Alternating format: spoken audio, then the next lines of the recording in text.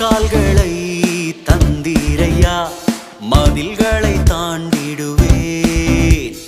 நினைத்து பார்க்காத உயரங்கட்காய் நித்தமும் நன்றி சொல்வேன். கால்களை தந்தீரையா, மதில்களை